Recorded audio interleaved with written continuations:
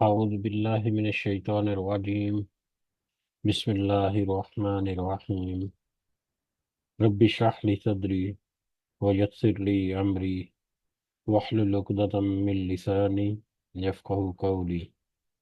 رب يسر ولا تعسر وتمم بالخير. اللهم لا سهل إلا ما جعلته سهلا وأنت تجعل الحزن إذا شئت سهلا. اللهم انفعنا بما علمتنا وعلمنا ما ينفعنا وزدنا علما. آمین یا رب العالمین۔ آج ہم انشاءاللہ اللہ کے خاص فضل و کرم سے، اس کی خاص رحمت اور توفیق سے سورۃ التکویر شروع کریں گے اور اس کی آیات کو سمجھنے کی کوشش کریں گے۔ سب سے پہلے ہم اسی کی حمد اور اسی کا شکر اور اسی کی تعریف کرتے ہیں جس نے ہمیں یہ وقت اور یہ مہلت عطا فرمائی، جس نے ہمیں یہ وسائل، یہ سہولیات، یہ ٹیکنالوجی، یہ رزق، یہ بے شمار انعام و اکرام اور فضل و کرم ہمارے اوپر کیا، اور خاص کر جس میں ہمارے دلوں میں یہ ڈالا کہ ہم اس بابرکت کلام کو سمجھنے کی کوشش کریں۔ اللہ تعالیٰ سے دعا ہے کہ اس کوشش میں ہمیں استقامت نصیب فرمائے، اس کی صحیح سمجھ اللہ تعالیٰ ہمیں عطا فرمائے، اس کے ذریعے سے اللہ ہمیں اپنی اور اپنے ساتھیوں کی اصلاح کرنے کی توفیق عطا فرمائے، اور دنیا کے ساتھ ساتھ اللہ ہمیں آخرت کی کامیابی اور بھلائی اور اپنا خاص فضل و کرم ہمارے شامل حال رکھے۔ آمین یا رب العالمین۔ آگے بڑھنے سے پہلے حسب سابق ہم اپنا پچھلا سبق اس کا ترجمہ دہراتے ہیں، جو کہ سورہ عباسہ، جس میں اللہ تعالیٰ نے فرمایا، اور ترش رو اور منہ موڑ لیا، اور ترش رو ہوا اور منہ موڑ لیا، صرف اس لیے کہ اس کے پاس ایک نابینا آیا ہے۔ تجھے کیا خبر کہ شاید وہ سنور جاتا یا نصیحت سنتا اور اسے نصیحت فائدہ پہنچاتی۔ جو بے پرواہی کرتا ہے اس کی طرف تو پوری توجہ دیتا ہے، حالانکہ اس کے نہ سنورنے سے تجھ پر کوئی الزام نہیں، اور جو شخص تیرے پاس دوڑتا آتا ہے اور وہ ڈر بھی رہا ہے تو اس سے بے رخی برت رہا ہے، یہ ٹھیک نہیں۔ قرآن تو نصیحت کی چیز ہے، جو چاہے اس سے نصیحت لے، یہ تو پرعظمت صحیفوں میں سے ہے جو بلند و بالا اور پاک صاف ہیں، ایسے لکھنے والوں کے ہاتھوں میں جو بزرگ اور پاکباز ہیں۔ اللہ کی مار انسان پر کہ کیسا ناشکرا ہے۔ اسے اللہ نے کس چیز سے پیدا کیا؟ ایک نطفے سے، پھر اندازہ کیا، پھر اندازہ پرکھا اس کو، پھر اس کے لیے راستہ آسان کیا، پھر اسے موت دی اور پھر قبر میں دفن کیا، پھر جب چاہے گا اسے زندہ کر دے گا۔ ہرگز نہیں، اس نے اب تک اللہ کے حکم کی بجاوری ہی نہیں کی۔ انسان کو چاہیے کہ اپنے کھانے کو دیکھے کہ ہم نے خوب پانی برسایا، پھر پھاڑا زمین کو اچھی طرح، پھر اس میں سے اناج اگائے، اور انگور اور ترکاری اور زیتون اور کھجور اور گنجان باغات اور میوہ اور گھاس یا چارہ بھی اگایا، یہ سب تمہارے استعمال اور فائدے کے لیے اور تمہارے چوپایوں کے لیے بھی۔ یعنی جب کہ کان بہرے کر دینے والی قیامت آ جائے گی، اس دن آدمی اپنے بھائی سے، اپنی ماں سے، اپنے باپ سے، اپنی بیوی اور اپنی اولاد سے بھاگے گا۔ ان میں سے ہر ایک کو اس دن ایک ایسی فکر لاحق ہوگی جو اس کے لیے کافی ہوگی۔ اس دن بہت سے چہرے روشن ہوں گے جو ہنستے ہوئے اور خشاش بشاش ہوں گے، اور بہت سے چہرے اس دن غبار آلود ہوں گے جن پر سیاہی چڑھی ہوگی۔ وہ یہی کافر بد کردار لوگ ہوں گے۔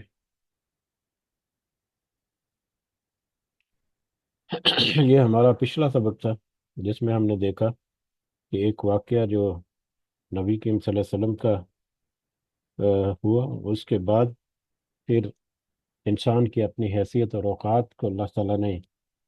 اشارہ کیا کہ ذرا اس حیثیت اور اوقات اپنی کو دیکھو، اور اس کے مقابلے میں وہ اللہ جس کی بے شمار نعمتیں، جس میں سے کچھ رزق کے بارے میں بھی تذکرہ ہوا، کہ کس طرح سے اللہ تعالیٰ وہ پورا رزق جو ہے تمہیں بہم پہنچاتا ہے، اور یہ سارا کچھ تمہیں پہنچانے والی جو ہستی ہے وہ اس پر پوری طرح قادر ہے کہ تمہاری موت کے بعد تمہارا دوبارہ سے تمہیں زندہ اٹھا لیا جائے، اور پھر حساب کتاب کے لیے تمہیں حاضر کیا جائے۔ یہ سب کچھ اس کے پورے دائرۂ اختیار میں ہے، اور بالکل آسان ہے اس کے لیے۔ آج کا ہمارا سبق جو ہے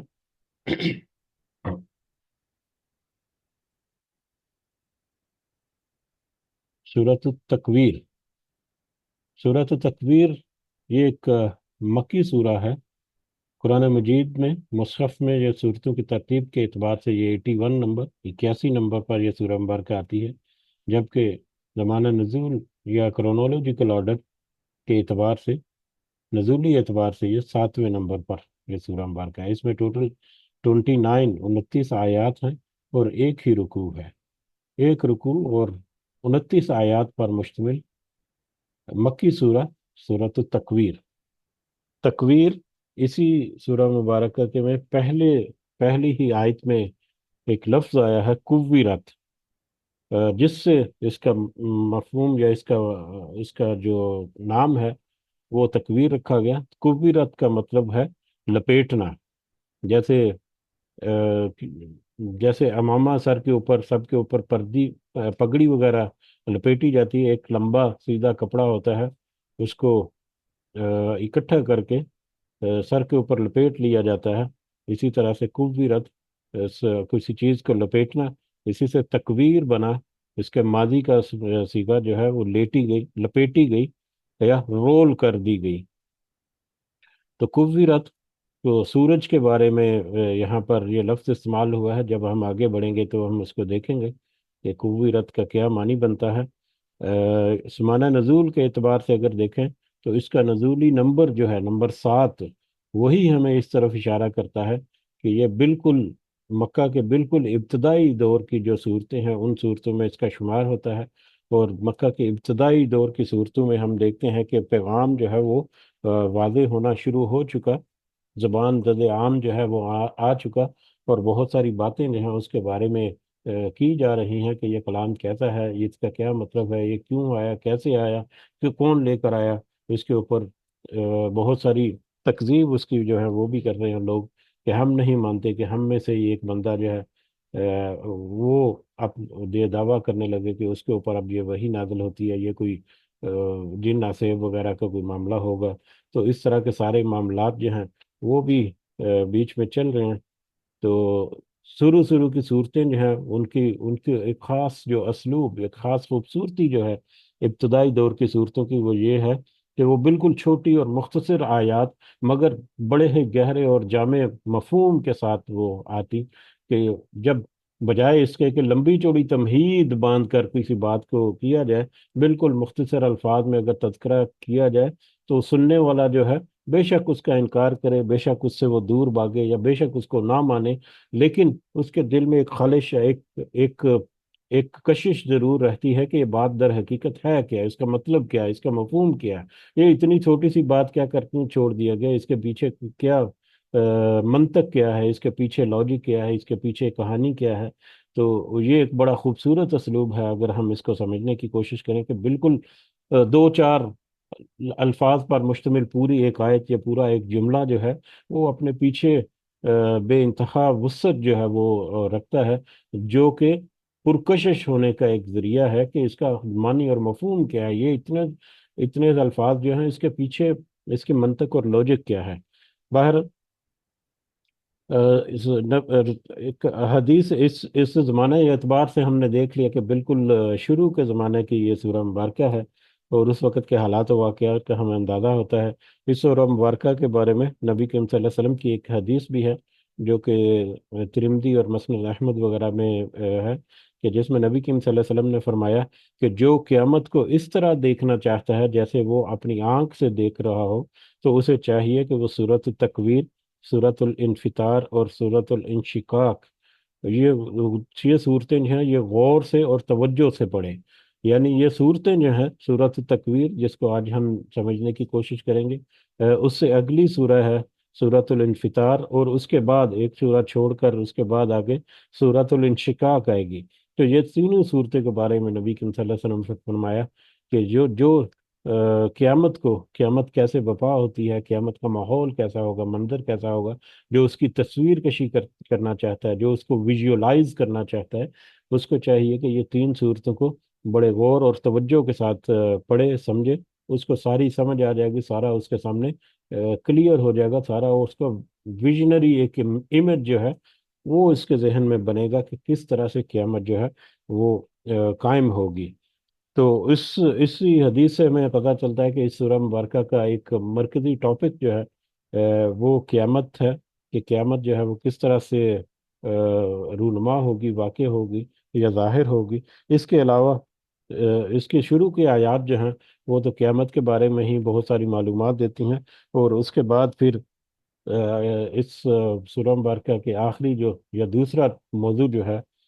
वो कुरान के बारे में है, कि ये कुरान जो है ये कोई मामूली किताब नहीं, ये अल्लाह की तरफ से नाजिल करता है। और तुम्हारा ये जो अकीदा है कि ये कोई जिन का साया वाया या कोई शैतान का कौल या इस तरह से, बिल्कुल भी नहीं। ये तो रसूल करीम यानी जिब्रील अमीन के ज़रिए, जो कि एक ईमानतदार और बड़े जी कुव्वत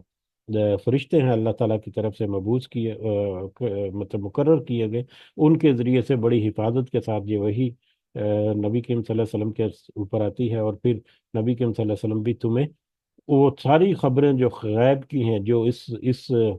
कुरान में दी गई, चाहे वो ज़ाहरी हमारे असबाब या ज़ाहरी हमारे माहौल के मुतलका हो, चाहे आइंदा आने वाली चीज़ों जो कि गैब में है, उसको बताने में ये नबी जो है सल्लल्लाहु अलैहि वसल्लम ये हरीस भी नहीं है, ये कोई बखील भी नहीं है, बल्कि वो खुल कर आपको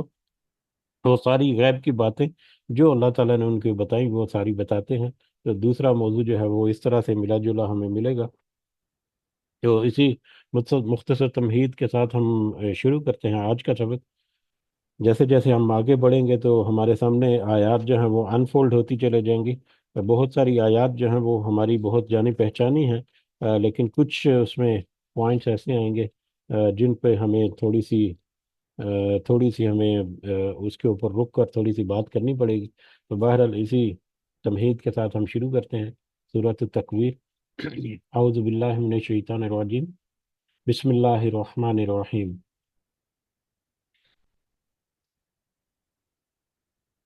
इज़ा शम्स कुव्विरत, जब सूरज लपेट दिया जाएगा। क़यामत कब कायम होगी, या क़यामत का मंजर कैसा होगा, उसकी शुरुआत कैसे होगी, वो सब कि जब सूरज को लपेट दिया जाएगा। लपेटना जैसे कि तज़किरा हुआ कि किसी पगड़ी वगैरह को जब सर के ऊपर बांधा जाता है तो वो एक लंबे कपड़े को जो कि फैला हुआ होता है उसको समेट कर उसको सर के गिर्द बांध दिया जाता है। तो सूरज को इस तरह से लपेट दिया जाएगा। और उससे अगली आयत को भी इसके साथ अगर हम मिलाकर समझने की कोशिश करें, वो ऐज़न नजूमुन कदरत, और जब सितारे बेनूर हो जाएंगे, जब सितारे आसमान के ऊपर जो चांद सितारे सूरज जो नजर आ रहे हैं इधर उधर, वो सब कुछ बेनूर हो जाएगा। इसमें एक तो हमने कई दफा तज़किरा किया कि आसमान के ऊपर जितनी हमें मौजूदात नज़र आती हैं, अजराम फल्की जो नज़र आते हैं, जिसमें हमारे अपने निज़ाम शमसी के जो दीगर सियारे हैं और उनके गिर्द घूमने वाले चांद हैं, फिर हमारा अपना सूरज जो है, और उसके अलावा बहुत सारे सितारे जो बहुत दूर दूर से हमें नज़र आते हैं, ये आसमान पर मतलब बहुत बड़ी बड़ी अल्लाह ताला की मखलूक़ात हैं। बहुत बड़ी बड़ी बड़े बड़े स्ट्रक्चर हैं जो अल्लाह ताला ने बनाए हुए हैं। एक वक्त आएगा कि ये सांप के सांप जो है वो टूट फूट का शिकार होंगे, और आसमान से इस तरह जैसे ऐसे सुरख होगा जैसे क्योंकि आग जो है वो बरस रही होगी, और ये सारा कुछ जो है वो लपेट दिया जाएगा, या सारा कुछ जो है वो तबाह बर्बाद हो जाएगा। ये पहली दो आयात जो हैं ये हमें इशारा करते हैं कि हम जमीन के खौल के बाहर जो आसमान पर हमें जो कुछ नजर आता है, ये सब कुछ एक वक्त आएगा कि लपेट दिया जाएगा, सब कुछ जो है तबाह बर्बाद हो जाएगा, सब कुछ जो है वो फना हो जाएगा। और इसका मंजर जो है आज آج سے 400 600 سال پہلے تک تو شاید بہت سارے اس میں سوالات اٹھتے کہ کیسے ممکن ہے، لیکن آج ہمیں سائنٹیفک ریسرچ اور آج کا ہمارا جو نالج ہے وہ یہ ہمیں بتاتا ہے کہ یہ آیات جو ہیں وہ پوری طرح سے درست اور سچی ہیں، اور یقیناً اسی طرح سے ہونے والا ہے۔ پوری ریسرچ ہمیں یہی بتاتی ہے۔ اور یہ کیسے لپیٹا جائے گا؟ کئی دفعہ تذکرہ ہوا کہ جتنے اجسام ہیں اس پوری کائنات میں، جتنے جتنے چیزیں موجود ہیں، ان کا آپس میں ایک غیر مرئی تعلق ہے، ایک غیر مرئی قسم کا ایک کشش ہے، ایک رابطہ ہے جو کہ نظر نہیں آتا۔ نہ نظر آنے والے ستونوں کے بارے میں اللہ تعالیٰ نے تذکرہ کیا کہ نہ نظر آنے والے ستونوں کے اوپر آسمان کو کھڑا کیا، کہ ایک نہ نظر آنے والی قوتیں جو ہیں، جو کہ کشش کی صورت میں ہے، جو کہ بہت ساری جو ایسی توانائیاں ہیں جن کی صورت میں یہ موجود ہیں، اور وہ جن کی وجہ سے یہ پورا نظام جو ہے وہ ابھی تک قائم و دائم ہے۔ لیکن اگر وہ ان کے درمیان جو فاصلے قائم رکھنے والی جو قوتیں ہیں، اگر ان قوتوں کو بیچ سے ہٹا دیا جائے تو اچانک سے وہ ایک دوسرے میں ایسے گٹ مٹ ہوں گے، ایسے وہ ایک دوسرے کے ساتھ ٹکرائیں گی کہ ان کو کوئی رستہ نہیں، اور بہت بڑا عذاب کا ایک پیش خیمہ جو ہے وہ ہوگا۔ یہ اس کی انتہائی سادہ سی مثال اگر ہم لیں تو ایک ایک چھوٹے سے دھاگے یا چھوٹی سی کسی رسی کے ساتھ یا چھوٹے دھاگے کے ساتھ اگر کوئی پتھر یا کوئی گیند وغیرہ اگر باندھ کر اس کو گول گول گھمایا جائے تو وہ گیند جو ہے وہ ایک دائرے کی شکل میں گھومنا شروع ہو جاتا ہے۔ نہ ہی وہ دائرے سے دور جاتا ہے اور نہ ہی دائرے کے قریب آتا ہے، ایک دائرے میں گھومنا شروع ہوتا ہے۔ تو ایگزیکٹلی یہی سچویشن تقریباً وہی ہے کہ وہ جو رسی یا وہ جو دھاگا جس کے ساتھ وہ باندھا گیا ہے، اگر وہ ہمیں نظر نہ آئے تو وہ غیر مرئی قوت ہے یا غیر مرئی ایک کشش ہے، اور اس کی ایکشن اور ریئیکشن یعنی اس کے اوپر فورس جو ہے، ٹیکنیکلی بہت ساری باتیں یقیناً آپ کو اس کا اندازہ ہوگا کہ ایک قوت ایسی ہے جو اس کو دائرے کی طرف کھینچ رہی ہے، اور ایک قوت اس کی ایسی ہے وہ اپنی قوت اس کی جو اس کی جو چلنے کی رفتار جو ہے اس سے قوت جو پیدا ہو رہی ہے وہ اس کو دائرے سے دور کھینچ رہی، دور کو دھکیلتی ہے۔ تو اس دونوں قوتوں کے مابین وہ ایک جسم جو ہے، یا وہ جو پتھر جو ہے یا گیند جو ہے، وہ ایک دائرے میں گھوم رہا ہے، اور ایک دھاگا جو ہے جو کہ ایک نہ نظر آنے والی قوت ہے، اگر دھاگا ٹوٹ جائے، اگر دھاگا ٹوٹ جائے تو ہم دیکھیں گے کہ وہ جو گیند ہے یا وہ جو پتھر ہے وہ دور جا گرے گا، کسی بھی ایک راستے کی سمت نکل جائے گا اور دور جا گرے گا۔ ٹھیک ہے، اگر یہ تو ایک پتھر کی بات ہے، اگر لاکھوں ہزاروں کروڑوں اربوں اور کھربوں اس طرح کے اجرام جو ہے وہ ایک چھوٹے سے کمرے کے اندر یا چھوٹے سے ایک ایریا کے اندر بند ہیں، اور وہ اسی طرح سے گھوم رہے ہیں اپنے کسی مدار کے گرد، اور ان کے درمیان جتنی رسیاں یا جتنی وہ قوت کشش ہے وہ سب اگر اچانک سے ختم ہو جائے، سب اچانک سے وہ دھاگے ٹوٹ جائیں، اور وہاں پر ہزاروں لاکھوں کروڑوں اربوں کھربوں کے حساب سے بہت بڑے بڑے اجرام فلکی جو ہے وہ اس طرح سے ہو، اور اگر وہاں پر یہ ایسا منظر ہو جائے تو اندازہ کریں کہ آپ وہاں پر کیا ماحول ہوگا، کہ کس طرح سے وہ آپس میں سارے ٹکرائیں گے، اور کیسے وہ پھر تباہی اور بربادی آئے گی۔ یہ ایک انتہائی چھوٹی سی مثال جو سمجھنے کے لیے، آسان الفاظ میں سمجھنے کے لیے کہ کیسا ہوگا، اور یہ قوت اگر وہ قوت اللہ تعالیٰ ختم کر دے، قوت کشش جو ہے جو مختلف اجسام کے درمیان ہے، اللہ تعالیٰ اگر اس کو ختم کر دے تو کیسے سارا نظام جو ہے وہ لپٹ جائے گا اور تباہ و برباد ہو جائے گا، اور ایسا منظر ہوگا کہ ہر طرف سے ان کے ٹکرانے سے جو آگ بھڑکتی ہے، دو اجسام جب وہ ٹکراتے ہیں اپنے آپس میں بڑی قوت کے ساتھ، تو ان میں ایک شدید حدت پیدا ہو کر آگ پیدا ہوتی ہے۔ تو آسمان کے اوپر یہ ماحول یا یہ منظر جو ہے وہ نظر آئے گا جب سورج کو لپیٹ دیا جائے گا اور ستارے جو ہیں وہ بے نور ہو جائیں گے، ہر چیز جو ہے وہ ٹوٹ پھوٹ کا شکار ہوگی۔ یہ دونوں آیات جو ہیں پہلی، یہ تو آسمان پر آنے والی تباہی جو ہے اس کی طرف اشارہ کرتی ہیں، جبکہ تیسری آیت جو ہے وَإِذَا الْجِبَالُ سُيِّرَتْ، اور جب پہاڑ چلا دیے جائیں گے، اور جب پہاڑ جو ہے وہ چلا دیے جائیں گے، جس طرح سے آسمان کے اوپر مختلف اجرام جو ہیں، مختلف جو وہاں پر سیارے ستارے اور گلیکسیز اور جو بھی ان کے مطلب مجموعے ہیں، انفرادی طور پر بھی اور اجتماعی طور پر بھی ان کی آپس میں بہت بڑی کشش ہے۔ اسی طرح سے زمین کے اوپر بھی ہے، زمین کے اوپر کوئی بھی چیز جو ٹک رہی ہے وہ زمین کی کشش سے ثقل کی وجہ سے ہے۔ پہاڑ بھی اور انسان بھی اور جتنی چیزیں زمین کے اوپر موجود ہیں، وہ ان کا زمین کے اوپر ٹھہرنا جو ہے وہ کشش کی وجہ سے، کشش ثقل کی وجہ سے ہے۔ اگر اس کشش ثقل جس کو ہم کہتے ہیں، گریوٹی جس کو ہم کہتے ہیں، گریوٹی آف ارتھ، اگر یہ کشش ثقل جو ہے وہ ختم ہو جائے تو یہ جو زمین کے اوپر انسان جو ہے، انسان کو اگر آپ نے دیکھیں آپ تو یہ خلا باز جو ہیں، اگر ان کا آپ نے کلپ دیکھا ہو تو کس طرح سے وہ جب خلا میں ہوتے ہیں تو کس طرح سے وہ اڑ رہے ہوتے ہیں، کس طرح سے وہ ادھر ادھر مطلب جھک رہے ہوتے ہیں، کسی ایک جگہ پر ان کا ٹھہرنا ممکن نہیں ہوتا۔ اور وہاں پر ہمیں دیکھنے میں تو بڑا پرسکون اور بڑا سادہ تر ماحول لگتا ہے، لیکن وہ بہت ہی اذیت ناک ان کے لیے ماحول ہوتا ہے کہ جب ان کے اوپر کوئی گریوٹی نہیں ہوتی، کوئی کشش ان کے اوپر نہیں ہوتی، ان کے اپنے جسم کے اندر جو اعضاء جو ہے ان کو قابو رکھنے کے لیے اور ان کو اپنے فنکشنز کو برقرار رکھنے کے لیے بہت ساری وہاں پر ان کو ایکسٹرا ایفرٹ کرنی پڑتی ہے، بہت ساری مشینری جو ہے ان کو وہاں پر ایکسرسائز کرنی پڑتی ہے، وہاں پر آرٹیفیشل گریوٹی کریٹ کی جاتی ہے تاکہ کچھ ان کے جسم کے اوپر مطلب اثرات جو ہیں وہ کم ہوں۔ تو زمین کے اوپر اگر ہم دیکھیں کہ یہ جو کشش ہے یہ بہت سارے اثرات جو ہیں وہ رکھتی ہے۔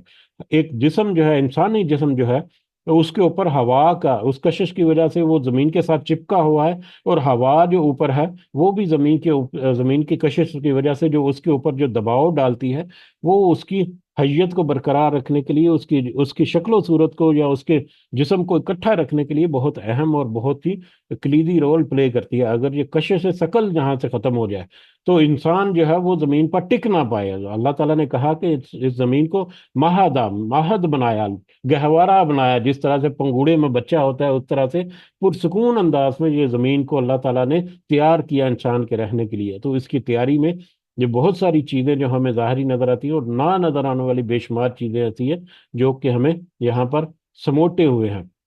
بہرحال اگر ہم جب موضوع کی طرف واپس آئیں تو اگر تو اس کشش ثقل کو زمین سے اکھاڑ دے اللہ تعالیٰ، ختم کر دے، تو یہ جو پہاڑ ہیں، یہ جتنا زیادہ وزن یا جتنا زیادہ وزنی چیز ہوگی، جتنی زیادہ بھاری اور حجم میں بھی اور والی میں بڑی ہوگی، اتنی زیادہ طاقت کے ساتھ وہ زمین سے چپکی ہوئی ہے۔ اس کا وزن جو ہے اس کی کشش کی وجہ سے ہے، اس کے ماس اندر جو مادہ یا ماس ہے۔ تو پہاڑوں کی اگر کشش ثقل اگر ختم ہو جائے تو پہاڑ جو اتنی مضبوطی سے گڑے ہوئے ہیں اس زمین میں، وہ اپنی جگہ چھوڑ دیں گے، وہ اپنی جگہ چھوڑ دیں گے اور ایک جگہ پر قائم نہیں رہ سکیں گے، ایک جگہ پر رک نہیں سکیں گے، ایسے اڑتے پھریں گے جیسے کہ خلا بازوں کو ہم دیکھتے ہیں کہ وہ آسمانوں میں یا خلا میں اڑتے پھرتے ہیں۔ تو یہ پہاڑ اسی طرح سے سمندر کا پانی جو ہے، آگے جا کر سمندر کے بارے میں یہ بھی آئے گا کہ سمندر کا پانی جو ہے وہ بھی اس کشش کی وجہ سے زمین کے ساتھ چپکا ہوا ہے۔ اگر وہ بھی کشش اس کی ختم ہو جائے تو وہ کیسے وہ بھی اڑے گا اور کیسے وہ اپنی حدوں کو کراس کرے گا اور کس طرح سے وہ تباہی اور بربادی لائے گا، اس کا بھی ہمیں اندازہ ہو سکتا ہے۔ اور اس کے علاوہ بہت سارے ایسے معاملات ہیں جو اس سے جڑے ہوئے ہیں۔ تو صرف اللہ تعالیٰ زمین کی کشش ختم کر دے اور اس میں تھوڑی سی ایسی تبدیلیاں لے آئے تو یہ زمین جو ہے یہ کس طرح سے تباہی اور بربادی کا منظر جو ہے وہ پیش کرے گی، جس طرح سے آسمان کا بھی ہم نے تھوڑا سا سمجھنے کی کوشش کی۔ تو بہرحال وہ ازل جبال سیرت، اور جب پہاڑ چلا دیا جائیں گے کہ وہ ان کی کشش وہ اپنی جگہ سے وہ چھوڑ دیں گے اور پھر دنکی ہوئی روئی کی طرح، مختلف رنگوں کی روئی کی طرح وہ اڑتے پھریں گے اور ان کو وہ ایسے اڑیں گے جیسے کہ وہ غبار ہوتا ہے، اور ایسے وہ بکھر جائیں گے جیسے کہ نرم ریت ہاتھوں سے پھسلی جاتی ہے۔ تو یہ قیامت کا منظر نامہ کی طرف یہ ہے آسمانوں کے اوپر کیا ہوگا اور زمین کے اوپر کیا ماحول ہوگا، اور اس کے بعد پھر زمین پر رہنے والے جو لوگ ہیں یا رہنے والے جو جاندار ہیں ان کی کیا حالت ہوگی۔ وَإِذَا الْعِشَارُ عُطِّلَتْ، اور جب 10 ماہ کی حاملہ اونٹنی بیکار چھوڑ دی جائے گی۔ 10 ماہ کی اشار جو ہے اشر سے ہے، دس یہ 10 ماہ کی حاملہ اونٹنی، اونٹنی جو ہے اس کا جو گیسٹیشن پیریڈ جس کو حمل کا جو پیریڈ ہے وہ کہتے ہیں، ایک اونٹنی کا جو حمل کا پیریڈ ہے وہ تقریباً 12 سے 14 مہینے کا ہے۔ 12 سے 14 مہینے، 10 مہینے کی حاملہ اونٹنی کا مطلب یہ ہے کہ وہ اونٹنی جو کہ اپنے जो बच्चा है उसके पेट में, उसको मतलब जन्म देने के करीब करीब है, उसको उस बच्चे की कि उसका हमल का वक्त जो है वो बिल्कुल करीब आ चुका है। और अरब के ज़मानों में अगर देखे जाए, पुराने ज़मानों में देखा जाए, तो वहाँ पर जो अहम माल होता था, जो मालदार लोग जो है उनका माल का बहुत ही अहम हिस्सा जो है वो उनका उनके जानवर होते थे। और उनके जानवरों में भी भेड़ बकरियां वगैरह तो सारा कुछ है ही। तिजारत के लिए वो काफ़ी सारी चीज़ें इस्तेमाल होती थी, लेकिन उनके पर्सनल लग्जरी के लिए, तिजारत के अलावा उनके पर्सनल लग्जरी के लिए, या उनके पर्सनल जो लाइफ स्टाइल, या उनका जो जो दौलत का जो इजहार है, वो घोड़े और ऊंट वगैरह जो है वो बड़े ही इम्पोर्टेंट उनके पास असासा होते थे। कि जब सफ़र वगैरह तेज़ी के साथ करना है तो उस वक्त घोड़ा जो है वो बहुत अहम रोल अदा करता था। और वैसे अगर कोई सफ़र करना है, काफले वगैरह सफ़र करते हैं, या वैसे अगर कहीं पर लंबा सफ़र करना है, तो उसके लिए सामान वगैरह उठाने के लिए ऊंट जो है वो एक बहुत ही कीमती वहां पर जानवर तस्वर होता था। और खासकर ऊंटनी को अगर देखा जाए तो 10 12 से 14 माह, और एक ऊंटनी जो है ये अपनी अपनी पूरी जिंदगी भर में तकरीबन 7 8 या 9 बच्चे जो है वो पैदा कर सकती है एक वक्त में। आमतौर पर एक ही बच्चा ऊंटनी का होता है, बहुत रेयर है कि दो हो जाएं जैसा कि इंसान की केस में है। लेकिन आमतौर पर एक ही बच्चा, तो एक ऊंटनी एक अपनी जिंदगी में 8 7 8 या 9 बच्चे जो है वो जनती है। तो इस एतबार से वहां पर जो 10 माह की हामला ऊंटनी थी, वो उनके लिए बहुत कीमती तस्वर होती थी। उसकी वो खास हिफाजत करते थे, खास कर से उसके लिए इंतजाम करते थे, उसकी आसाइश के लिए, उसकी जचगी के लिए, या दीगर मामलात में उसका बेहतरीन ख्याल रखा जाता था कि वो कहीं कोई नुकसान ना पहुंच जाए उसको, या उसके उसके उसके बच्चे को, क्योंकि वो उनके लिए बहुत कीमती असासा थी। और आज के ज़माने को अगर हम कंपेयर करें, तो आज के दौर में भी जो अजीज तरीन माल है, जैसे कि गाड़ियां, आज उनके उस वक्त के जो मोड ऑफ ट्रांसपोर्टेशन, घोड़े और ऊंट वगैरह, उनके उनके कंपेटेबल आज जो हैं वो गाड़ियां हैं, उनका अल्टरनेटिव। और गाड़ियां भी आपको पता है कि किस कदर एक्सपेंसिव, छोटी मोटी गाड़ियां जो हैं वो आम तो चली रहती हैं, लाखों क्या करोड़ों करोड़ों, कई कई करोड़ रुपए की एक गाड़ी जो है वो भी मौजूद है, बल्कि करोड़ों से भी ऊपर की बातें हो रही हैं अब तो। ऐसी ऐसी लग्जरी कार जो है, तो ये इंसान की मोहब्बत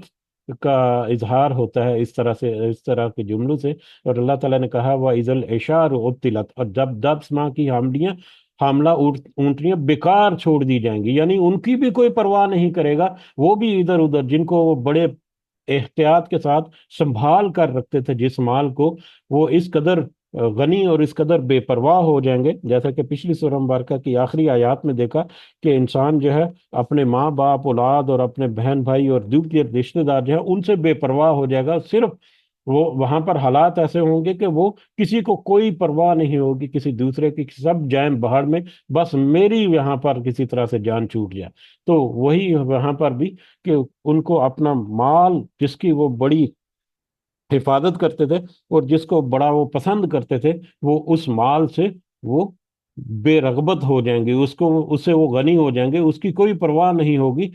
सिर्फ वो उनकी अपनी परवाह होगी कि कहीं किसी तरह से हम यहाँ से इस सिचुएशन से निकल आए। वह इजल वखूश हुशिरत, और जब जंगली जानवर इकट्ठे किए जाएंगे, जंगली जानवर जब इकट्ठे किए जाएंगे, जानवरों के बारे में दो तरह की राय यहाँ पर हो सकती हैं। एक तो ये है कि जानवर भी वहां पर जिस तरह से इंसानों को वहां पर इकट्ठा किया जाना है, जानवरों को भी वहां पर इकट्ठा किया जाएगा उस मैदान हशर में या क़यामत के दिन। जैसा कि बकरी के बारे में आता है कि अगर किसी सींग वाली बकरी ने किसी बगैर सींग के बकरी को कोई नुकसान पहुंचाया होगा,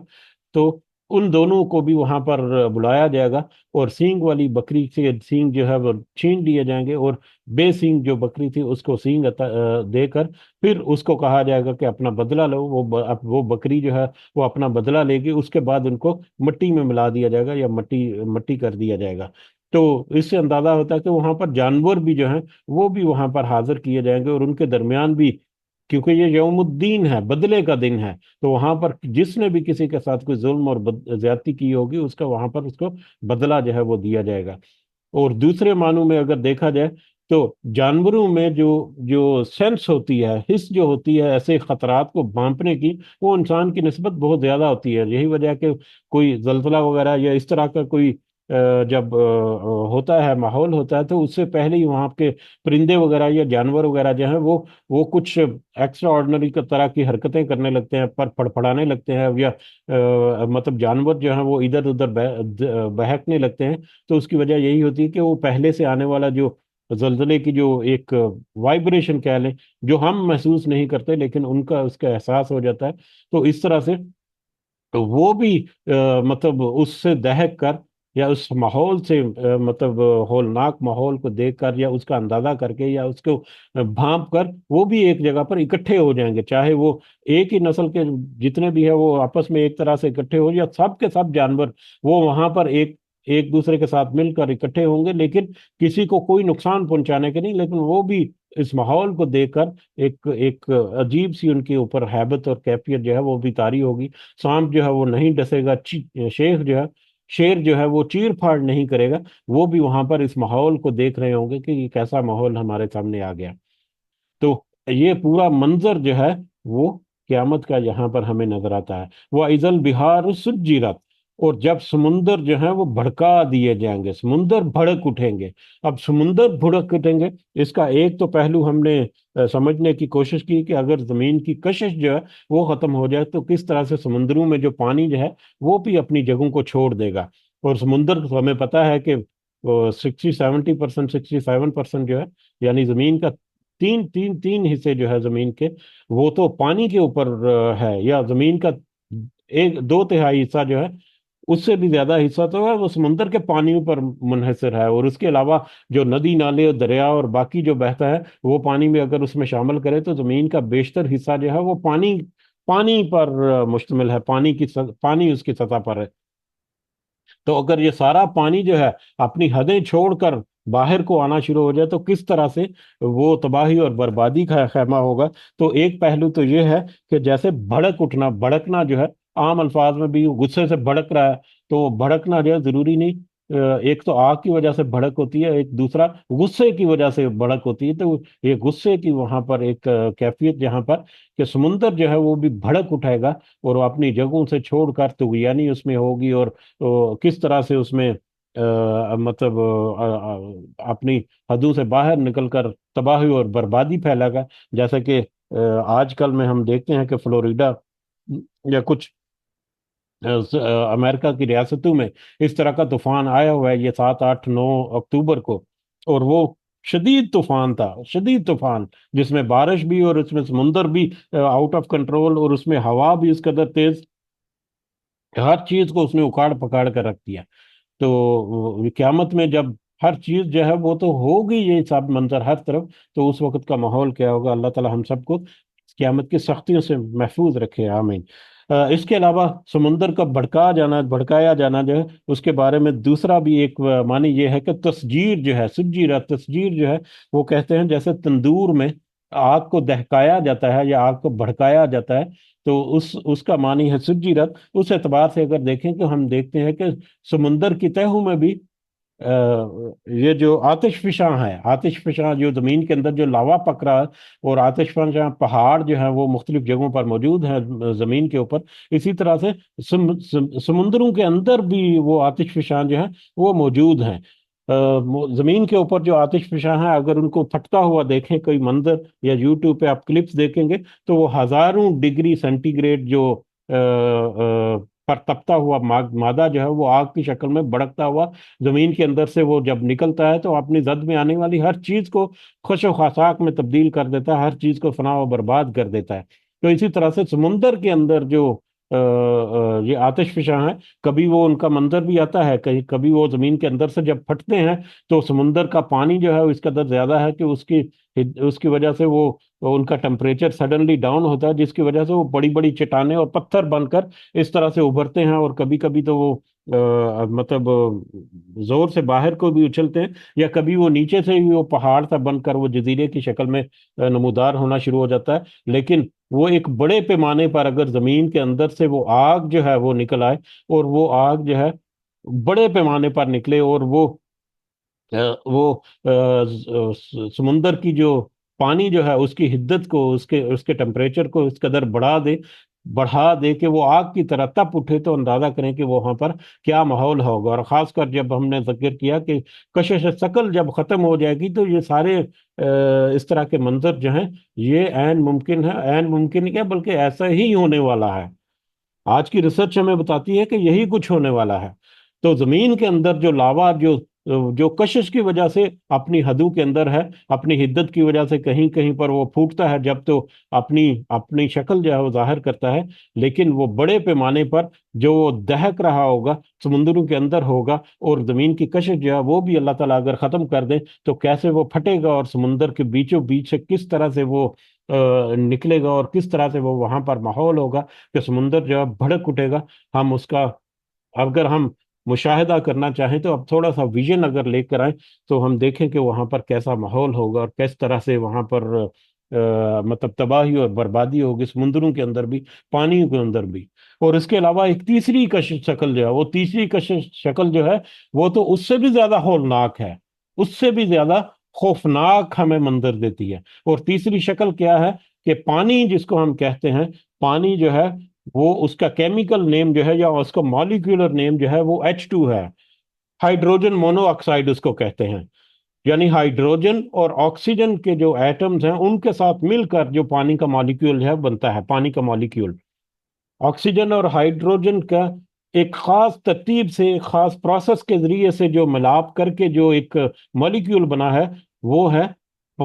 پانی، ہائیڈروجن اور آکسیجن۔ ہائیڈروجن جو ہے، اگر آپ تھوڑا سا دیکھیں کہ ہائیڈروجن جو ہے وہ ہائیلی فلیمیبل گیس ہے، ہائیلی فلیمیبل کہ بہت تیزی سے وہ گیس جو ہے وہ آگ کو پکڑتی ہے۔ اور آکسیجن جو ہے، آکسیجن کسی بھی جلتی ہوئی چیز کو تیز بھڑکانے کے لیے استعمال ہوتی ہے۔ اکثر گیسیں جو ہیں وہ جب تک آکسیجن نہ ہو وہ گیس جو ہے وہ آگ ہی نہیں پکڑتی۔ اس کی بہترین مثال جو ہے وہ میتھین ہے۔ میتھین یہ جو کھانا پکانے والی گیس جس کو گھروں میں جو استعمال ہوتی ہے، پاکستان میں وہ سوئی گیس جس کو ہم کہتے ہیں، تو وہ سوئی گیس یا میتھین گیس جو ہے، یا یہ کوکنگ گیس جس کو کہہ سکتے ہیں، وہ کوکنگ گیس، خالی گیس جو ہے اس کو اگر آپ چھوڑ دیں گے تو وہ آگ نہیں بھڑکے گی۔ لیکن اس کے ساتھ جب آگ کا ہوا میں موجود آکسیجن جو ہے، جب تک ہوا میں موجود آکسیجن اس کو نہیں ملے گی وہ گیس جو ہے وہ آگ نہیں پکڑے گی۔ تو اس طرح سے آکسیجن جو ہے وہ بہت ساری گیسز ایسی ہیں، اور کچھ گیسز ایسی ہیں جیسے کہ نائٹروجن سوری ایسیٹیلین گیس ہے۔ ایسیٹیلین گیس جو ہے وہ خود سے آگ پکڑ لیتی ہے، لیکن بہت دھیمی ہوتی ہے۔ اس آگ کو اگر ہم چھو بھی لیں گے تو اس سے کوئی مطلب فرق نہیں پڑے گا، وہ بالکل بے ضرر سی آگ لگتی ہے۔ لیکن اسی ایسیٹیلین کے ساتھ جب آکسیجن شامل کر دی جائے تو وہ آگ جو ہے وہ انتہائی تیز تپش کے ساتھ جو آتی ہے، یہ گیس ویلڈنگ جس کو کہتے ہیں، تو گیس ویلڈنگ میں ایسیٹیلین اور آکسیجن یہ دونوں گیسز کو ملا کر وہاں پر جو ایک شعلہ بنایا جاتا ہے وہ اس قدر تیز ہوتا ہے، تو بڑی بڑی موٹی جو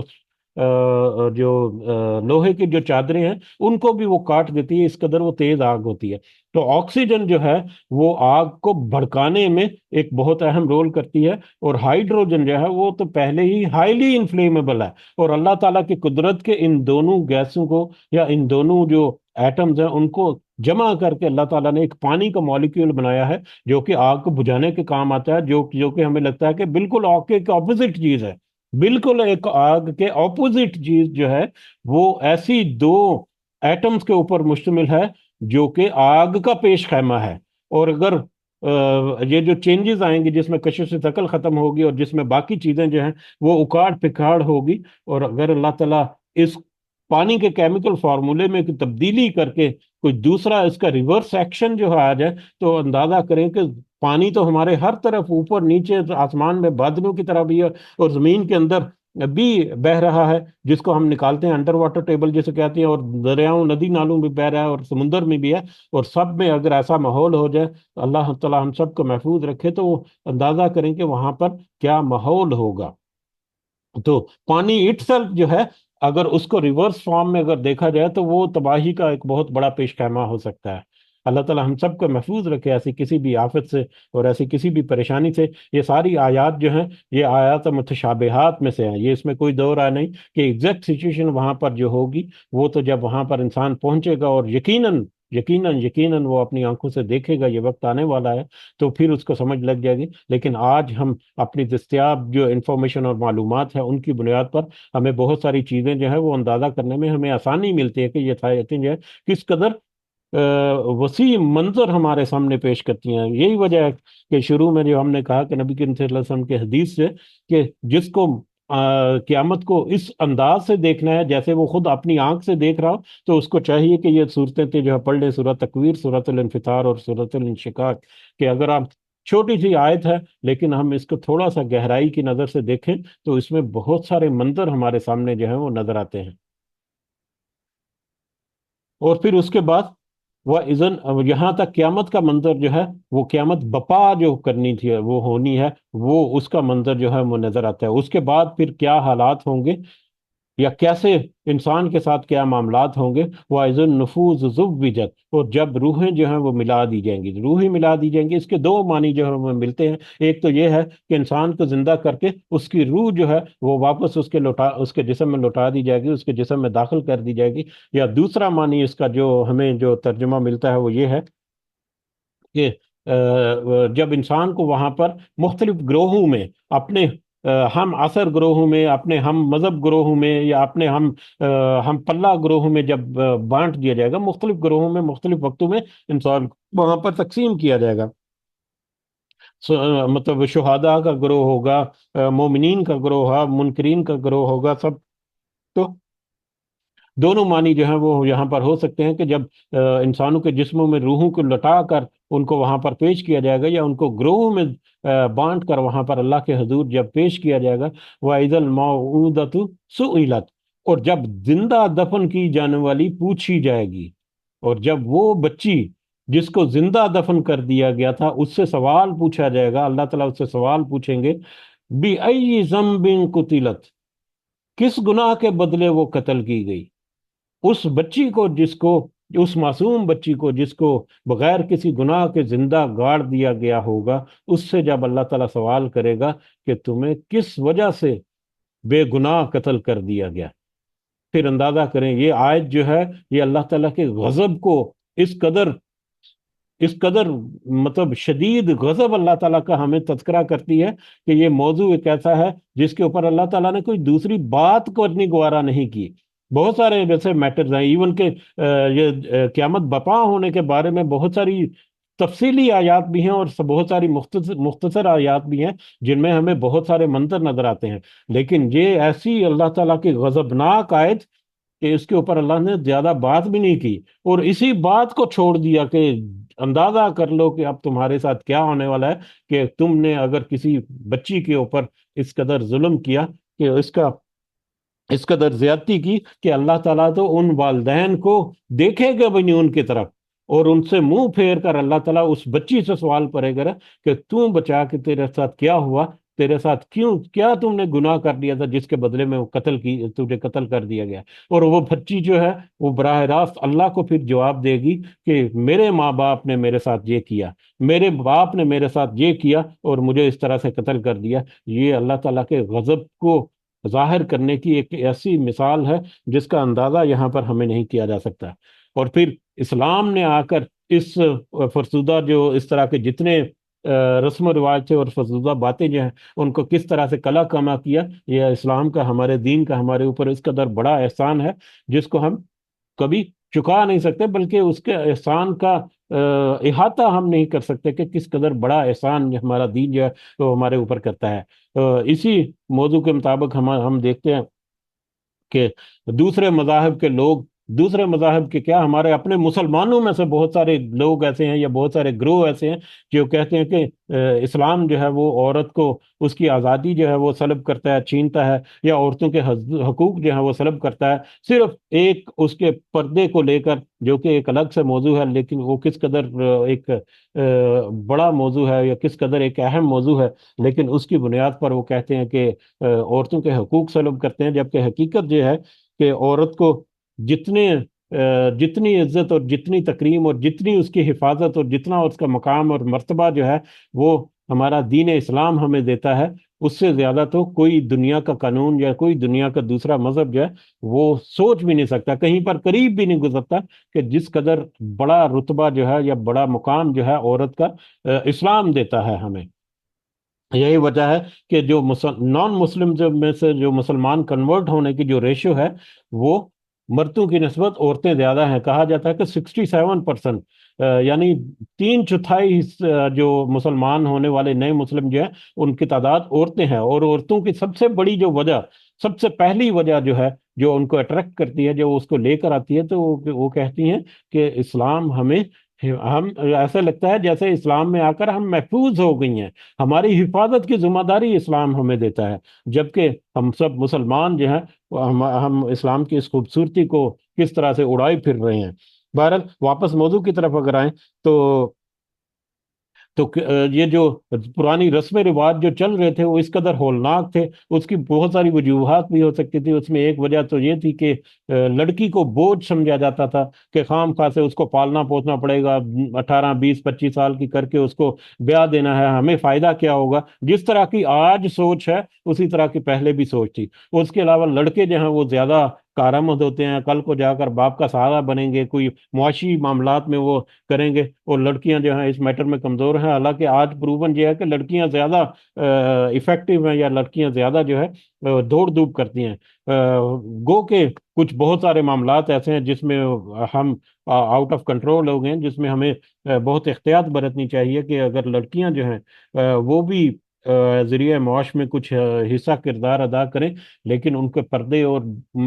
اختلاط جو ہے ان کا اہتمام کرنا جو ہے وہ بہت اہم پہلو ہے، جس کو موسٹلی جو ہے وہ مس کیا جاتا ہے ہمارے معاشرے میں۔ بہرحال بہت ساری وجوہات تھی، اور جو اسلام میں داخل ہوئے بہت سارے لوگ جو ہیں ان کے بارے میں بھی رکت آمیز وہ سٹوریاں اپنی انہوں نے بتائیں کہ کس طرح سے انہوں نے زمانہ جاہلیت میں کیا، اور کس طرح سے وہ بعد میں پچھتاتے رہے اپنے معاملات پر۔ جیسا کہ ایک حدیث میں ہمیں منقول ملتا ہے کہ ایک شخص نے نبی کریم صلی اللہ علیہ وسلم کے حضور اپنی جاہلیت میں کیا گیا گناہ جو ہے، واقعہ جو ہے اس کا تذکرہ کیا کہ میری ایک بیٹی تھی جو مجھ سے بہت پیار کرتی تھی، میں جب اس کو پکارتا تو وہ دوڑی چلی آتی تھی میرے پاس۔ ایک روز میں نے اسے بلایا اور اپنے صحت لے کر چل پڑا، راستے میں ایک کنواں آیا، میں نے اس کو ہاتھ پکڑا اور کنویں میں دھکیل دیا۔ آخری آواز جو اس کی میرے کانوں میں آئی وہ تھی ہائے ابا، ہائے ابا۔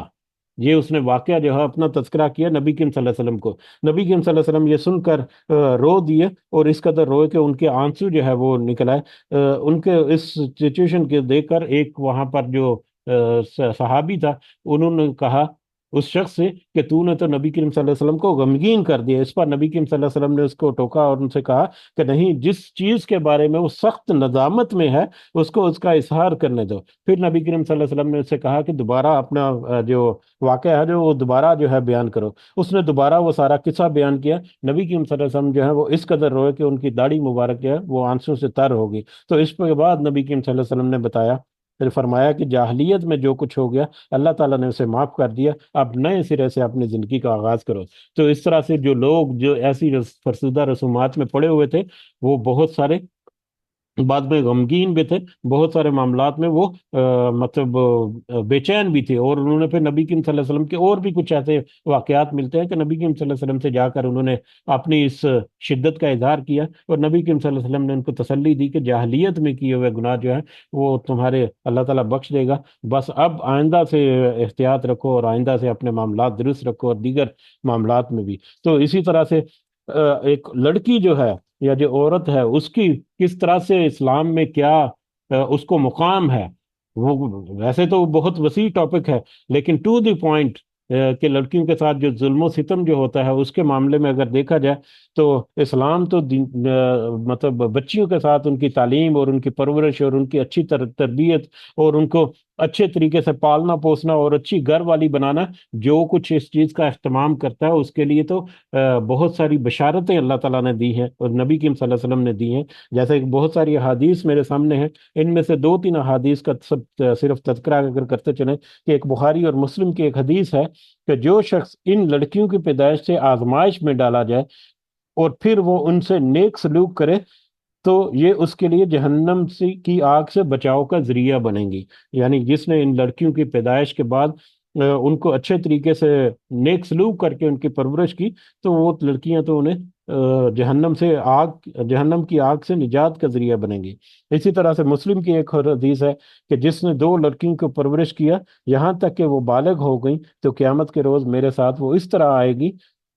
آئے گا، یہ فرما کر حضور صلی اللہ علیہ وسلم نے اپنی دو انگلیاں جو ہیں وہ ان کو جوڑ کر بتایا، یعنی کہ دو لڑکیوں کی پرورش کرنے والا جو ہے یہاں تک کہ وہ بالغ ہو گئی، ایسے ہوگا نبی کریم صلی اللہ علیہ وسلم کے ساتھ جیسے کہ دو انگلیاں آپس میں قریب ہوتی ہیں۔ اسی طرح سے ابو داؤد کی ایک روایت ہے کہ جس کے ہاں لڑکی ہو اور وہ اسے زندہ دفن نہ کرے، نہ ہی اسے ذلیل کر کے رکھے، نہ ہی بیٹے کو اس کے اوپر فوقیت دے، اللہ تعالیٰ اسے جنت میں داخل کرے گا۔ اور ایک اور حدیث جو ہے وہ اگر ہم دیکھیں، جو یہ بھی ابن ماجہ اور بخاری میں ہے، کہ نبی کریم صلی اللہ علیہ وسلم نے سراقہ بن جخشم سے فرمایا کہ میں تمہیں بتاؤں کہ سب سے بڑا صدقہ یا صدقوں میں سب سے بڑا صدقہ کیا ہے؟ تو انہوں نے عرض کیا کہ یا رسول اللہ بتائیے، ضرور بتائیے۔ تو انہوں نے کہا، نبی کریم صلی اللہ علیہ وسلم نے فرمایا کہ تیری وہ بیٹی جو طلاق پا کر یا بیوہ ہو کر تیری طرف پلٹ آئے اور تیرے سوا اس کا کوئی کمانے والا نہ ہو، تو یہ بڑے صدقوں میں سے ایک صدقہ ہے۔ یعنی کہ بچپن تو چھوڑ، بچپن سے جوانی تک پہنچ گئی، جوانی کے بعد اس کی شادی ہوگی، شادی کے بعد بھی خدا نہ خواستہ کسی کے ساتھ ایسا میٹر ہو کہ اگر اس کو طلاق ہو گئی یا بیوہ ہو کر وہ پھر بے بس ہو کر واپس آ گئی اور اس کے اوپر اگر تو نے خرچ کیا، تو یہ بڑے صدقوں میں سے ایک صدقہ ہے۔ تو ہمارا دین جو ہے وہ تو عورت کو اس طرح سے مطلب پروٹیکٹ کرتا ہے، اور اس طرح سے اس کو مقام اور مرتبہ پھر عورت کے مطلب بھائی کے روپ میں، باپ کے ماں کے روپ میں اور بہن کے روپ میں عورت کو جو مقام یا جو اس کو حفاظت جو ملتی ہے، وہ ہم اگر سارے پہلو جمع کریں تو یہ ہم اپنے دین کا شکریہ ادا کرتے نہیں سکتے کہ، لیکن افسوس کہ آج ہمارا معاشرہ ان ساری اقدار کی بالکل ہی مخالفت کرتا ہے۔ عورتوں کو بنیادی حقوق کو سلب کرنا، لڑکوں کو لڑکیوں پر فوقیت دینا، بچیوں کا استحصال کرنا، اور عورتوں کے حق وراثت جو ہے اس سے ان کو محروم کر دے رہا اور ان پر ڈاکہ ڈالنا، اور اس طرح کے بے شمار ایسی قباحتیں جو آج بھی ہمارے معاشرے میں ہے، جن کو اکثر جو ہے وہ ہائی لائٹ کیا جاتا ہے اور اکثر ان کو بالکل ہی پسے پش ڈال دیا جاتا ہے، فیملی بیسس پہ بھی، خاص کر وراثت کے معاملات جو ہیں یہ بہت خطرناک ہیں، جس میں بہنیں جو ہیں وہ ضرور، اکثر ہم نے دیکھا ہے کہ بہنیں خود ہی اپنے بھائیوں کو گفٹ کر دیتی ہیں، لیکن اس صورت میں بھی وراثت کو پوری طرح سے تقسیم کر کے، پوری طرح سے اس کا حساب کتاب کر کے اس کے مطابق بغیر بہنیں دیں، خوشی سے دیں، جو ان کا حق ہے اگر وہ لینا چاہیں، تو جو کوئی اس کے حق میں رکاوٹ بنے گا اس کے ساتھ بہت سختی سے بھی نپٹا جائے گا۔ لیکن افسوس ہمارے معاشرے میں کیا کچھ نہیں ہو رہا۔ اور پھر ہم دیکھتے ہیں کہ لڑکیوں کو زندہ درگور، زندہ دفن کر دینے کی ایک دوسری جو ایک لیٹسٹ یا ماڈرن فارم جو ہے وہ ایبارشن کی شکل میں ہمیں نظر آتی ہے، کہ اور خاص کر انڈیا میں تو کچھ عرصے تک بہت بڑا ریشو تھا اس کا،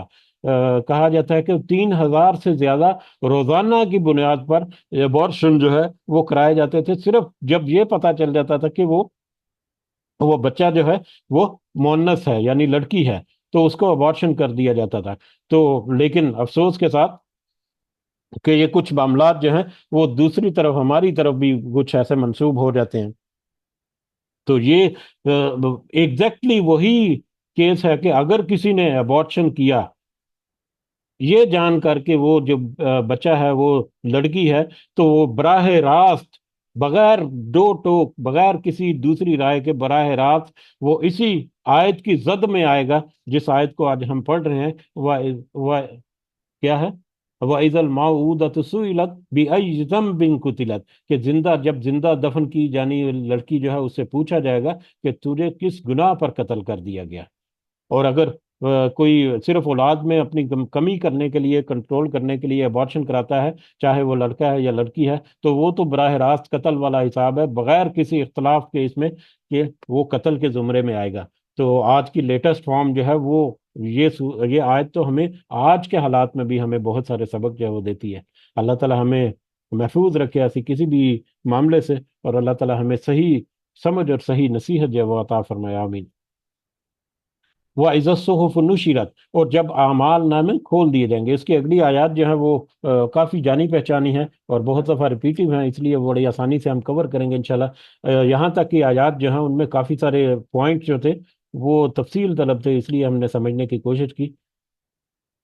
وَإِذَا الصُّحُفُ نُشِرَت، اور جب اعمال نامے پھیلا دیے جائیں گے۔ نشرت، نشر کرنا جو ہے، نشر و اشاعت جسے ہم کہتے ہیں، یعنی ہر ایک کو اس کا اعمال نامہ جو ہے وہ پتہ چل جائے گا، اور وہ دوسروں کو بھی بتاتے پھریں گے۔ اچھے اعمال والے تو دوسروں کو بتا کے خوش ہوں گے، اور برے اعمال والوں کی خبریں دیکھ کر، ان کی شکلیں دیکھ کر وہاں پر پتہ چلے گا کہ ان کے اعمال نامے میں کیا لکھا ہوا ہے۔ اور جب اعمال نامے ان کو پیش کر دیے جائیں گے، یا پھیلا دیے جائیں گے، یا بتا دیے جائیں گے، وہ عزت سما کشطت، اور جب آسمان کی کھال ادھیڑ دی جائے گی، آسمان کی کھال ادھیڑ دی جائے گی۔ پہلی دوسری آیت میں ہم نے دیکھا کہ آسمان کے اوپر کس طرح سے تباہی اور بربادی ہوگی، اور وہاں سے ایک تو وہ تباہی اور بربادی کی طرف اشارہ، کہ ایسے لگتا ہے جیسے وہاں پر تباہی اور بربادی کے دروازے کھول دیے گئے ہیں۔ یا دوسرا یہ ہے کہ آسمان سے پردے جو ہیں وہ ہٹا دیے جائیں گے، اور فرشتے دو چار دو اتریں گے، اور آسمان پر ہونے والے جو منظر ہیں وہ سب نظر آنے شروع ہو جائیں گے۔ آسمان کے اوپر سے جو پردے ہیں وہ ہٹا دیے جائیں گے، اور جب آسمان کی کھال اتار دی جائے گی، وَإِذَا الْجَحِيمُ سُعِّرَتْ، اور جب جہنم بھڑکائی جائے گی، جہنم کو بھڑکایا جائے گا۔ ویسے تو آگ جو ہے وہ تو ویسے ہی بہت زیادہ دہک رہی ہوتی ہے، لیکن اس کو اور زیادہ دہکایا جائے گا، جس طرح سے تندور میں پہلے ہی دہک رہی ہے آگ کے، اس کو اور ہوا دے کر دہکایا جاتا ہے۔ وَإِذَا الْجَنَّةُ أُزْلِفَتْ، اور جنت جو ہے وہ قریب لائی جائے گی۔ جب جہنم کو بھڑکا دیا جائے گا اور جنت قریب لائی جائے گی، یہ کہتے ہیں کہ میدان حشر میں جہنم اور جنت جو ہے دونوں کا نظارہ سب کے لیے ہوگا۔ وہ جو مجرم لوگ جو ہیں وہ تو یہ دیکھیں گے کہ یہ ہے وہ جہنم جس کی طرف ہم دھکیل دیا جائیں گے، اور اس کی کیفیت دیکھ کر، ان کا اپنا آخرت دیکھ کر ہی ان کے ہوش ٹھکانے آ چکیں گے۔ اور جو نیک اور وہ دیکھیں گے کہ جنت جو ہے یہ وہ جنت ہے جس سے ہم دتکار دیے گئے، یا جس سے ہم محروم ہو گئے۔ اور جو نیک لوگ ہیں گے وہ وہاں پر دیکھیں گے کہ یہ وہ جہنم ہے جس سے ہمیں اللہ تعالیٰ نے بچا لیا، اور یہ وہ جنت ہے جو ہمیں اللہ تعالیٰ ہم عطا کریں گے ان اعمال کے بدلے جو دنیا میں انہوں نے کیا۔ تو جنت اور جہنم جو ہے اس کے آثار روز محشر جو ہے وہ سب کے اوپر عیاں ہوں گے۔ عاملت نفس ما احضرت، جان لے گی ہر جان جو اس نے حاضر کیا، دنیا میں جو کچھ کر کے آئے، سب جانے جو ہیں، سب لوگ جو ہیں وہ وہاں پر اس کو پہچان جائیں گے کہ ہم دنیا میں کیا عمل کیا، اس کے مطابق اب ہمارے آگے کیا معاملات ہوں گے، وہ کیا ہوں گے۔ اب یہاں پر تو میدان حشر کا جو معاملہ ہے وہ مکمل ہوا۔ اس کے بعد دوسرا موضوع جو ہے، جو قرآن کے بارے میں یہ جو مشرکین جو ہیں وہ طرح طرح کی باتیں کرتے تھے، یہ ان کے بارے میں ہے کہ فلاح ہرگز نہیں، ہرگز نہیں، یہ جو تمہارا جو خیال ہے کہ یہ قرآن کے بارے میں کہ کسی انسان کا لکھا ہوا یا کسی شیطان کی طرف سے، یا جو طرح طرح کی باتیں کرتے ہو، تمہاری یہ ساری باتیں جو ہیں وہ یہ فرسودہ خیالات پر مشتمل ہے، وہ ہرگز جھوٹی ہیں، ہرگز نہیں۔ اقسم بالخنس، قسم کھاتا ہوں، اللہ تعالیٰ قسم کھا رہے ہیں، میں قسم کھاتا ہوں پیچھے ہٹنے والوں کی، الجوار الخنس، اور چلنے والوں کی، چھپ جانے والی، چلنے والوں اور چھپ جانے والوں کی۔ یہ ستاروں کی قسم، اللہ تعالیٰ نے ستاروں کی طرف اشارہ ہے کہ وہ ستارے جو پیچھے ہٹ جاتے ہیں اور چلنے والے ہیں اور چھپ جاتے ہیں۔ یہ ستارے جو ہیں رات کے مختلف اوقات میں اپنی جگہیں جو تبدیل کرتے ہیں، یہ اس کی طرف بھی اشارہ ہو سکتا ہے، یا رات کے وقت وہ ظاہر ہو جاتے ہیں اور صبح کے وقت وہ غائب ہو جاتے ہیں، اس کی طرف بھی اشارہ ہے کہ وہ ستارے جو رات کو ظاہر ہوتے ہیں اور صبح کو، رات کے آخری پہر میں وہ چھپنا شروع ہو جاتے ہیں، اور صبح کو بالکل ہی وہ منظر سے غائب ہو جاتے ہیں، تو ان کی قسم کھا رہے ہیں اللہ تعالیٰ کہ میں قسم کھاتا ہوں پیچھے ہٹنے والوں، چلنے والوں، چھپ جانے والے ستاروں کی، واللیل اذا عسعس، اور رات کی قسم کہ وہ جب وہ جانے لگتی ہیں، رات کے آخری پہر کی قسم۔ رات کا آخری پہر جو ہے وہ سب سے زیادہ اندھیرا ہوتا ہے، اور سب سے زیادہ پرسکون ہوتا ہے، سب سے زیادہ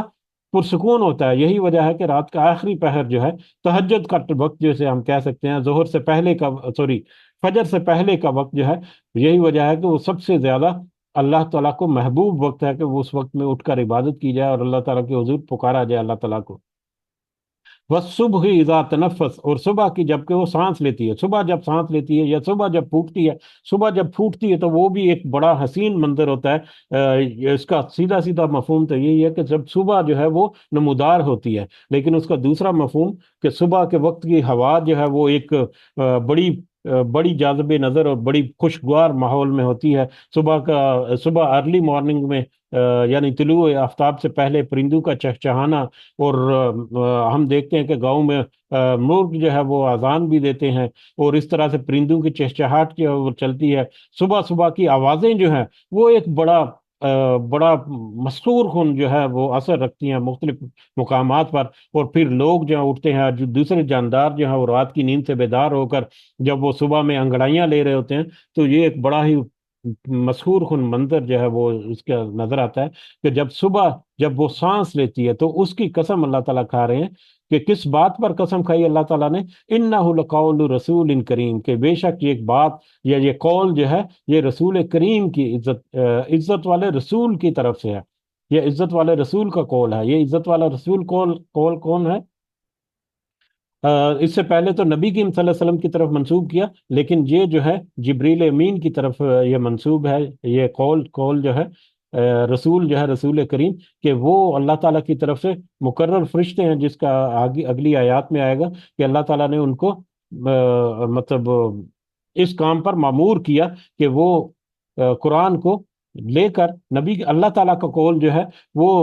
हजरत जिब्रील अमीन को मिला। जो कौल फिर हजरत जिब्रील अमीन ने अपनी वही के जरिए से नबी करीम सल्लल्लाहु अलैहि वसल्लम के दिल का उतारा, और यही कौल जो है नबी करीम सल्लल्लाहु अलैहि वसल्लम के मुंह मुबारक से जुबान मुबारक से अदा होकर उम्मत तक पहुंचा। तो यहाँ पर जो रसूल करीम जो है इज्जत वाला रसूल जो है वो जिब्रील अमीन की तरफ इशारा है। अगली आयत से हमें पता चलता है जी कुव्वतिन, जो कि बड़ी कुव्वत वाला है। एक्स्ट्रा ऑर्डिनरी कुव्वतें अल्लाह ताला ने उस जिब्रील अमीन को अता की हैं। इन दिल अर्श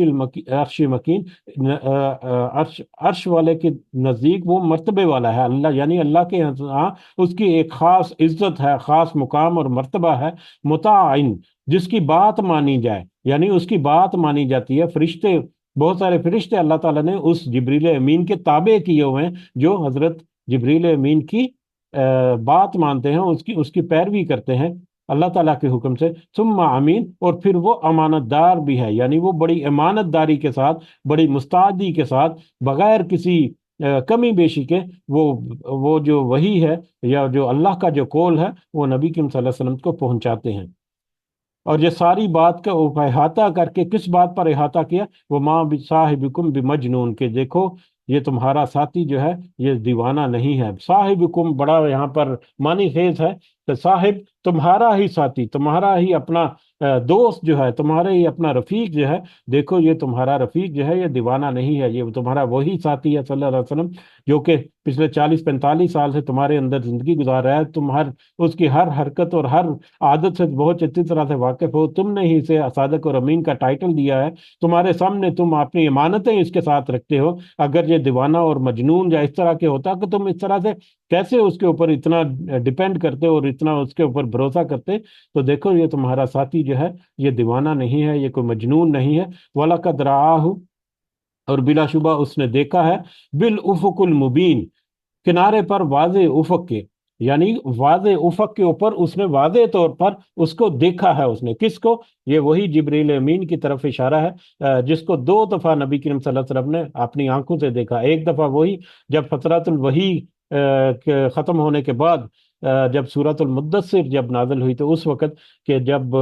उन्होंने हजरत जिब्रील अमीन को देखा कि वो आसमान के ऊपर, उफक के ऊपर पर फैलाए हुए खड़े हैं, मतलब या कुर्सी के ऊपर बैठे हुए हैं, और पूरा उफक जो है वो उनके परों में या उनके जेर साया है। तो उनके वहां पर कैफियत जो है वो ऐसी होगी, वो देख करके वो घर गए और वहां पर जाकर चादर ओढ़ कर लेट गए। और फिर वहां पर सूरतुल मुद्दस्सिर की आयत जो है वो नाज़िल हुई। और फिर दूसरी दफा मेराज के मौके पर, इसरा और मेराज जो है, मेराज के मौके पर वहां पर जो 7वें आसमान पर जाकर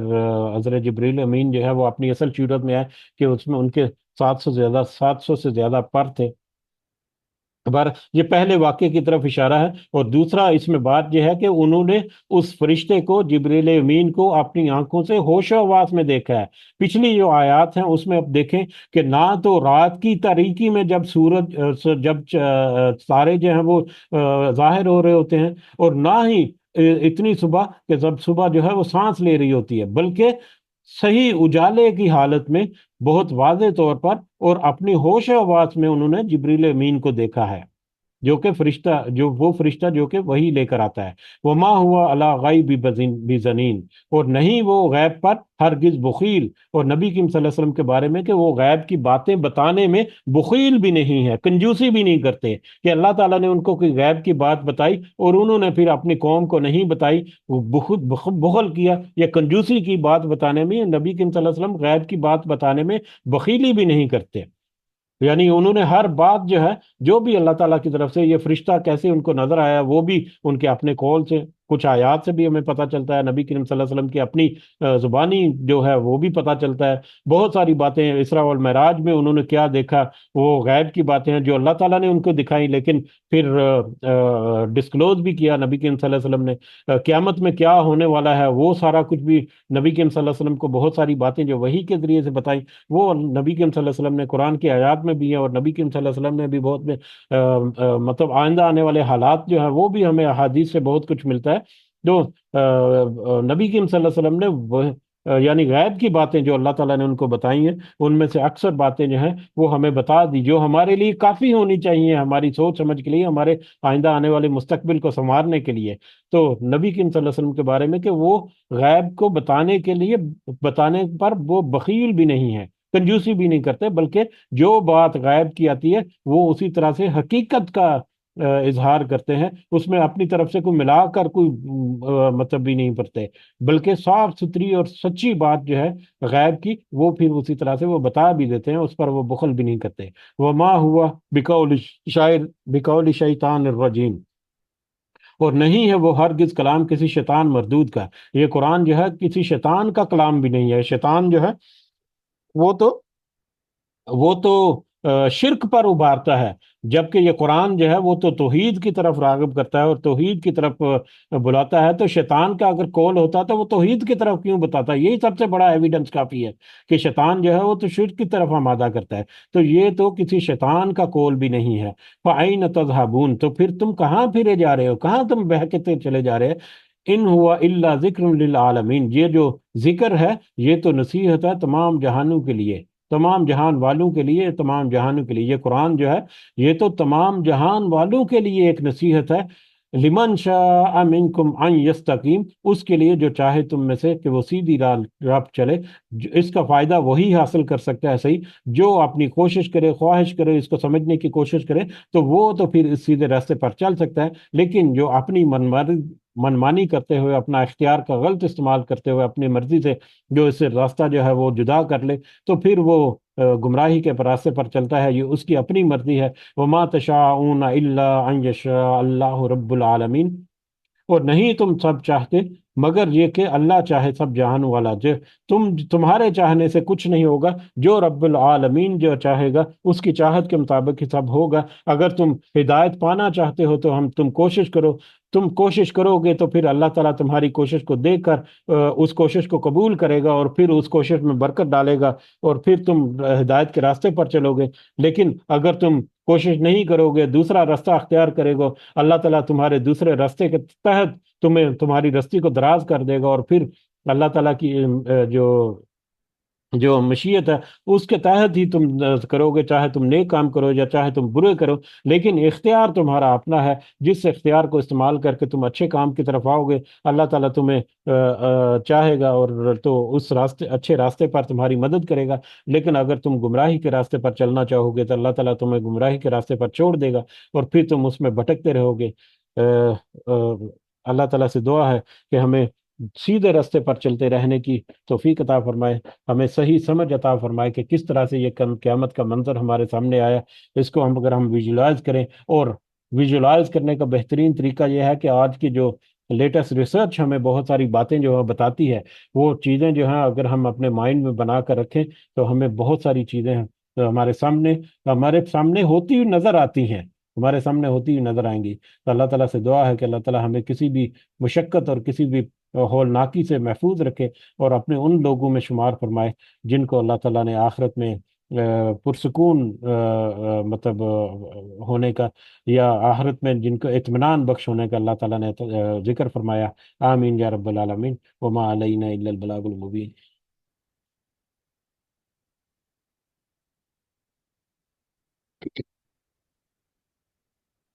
جی اس کے ساتھ ہی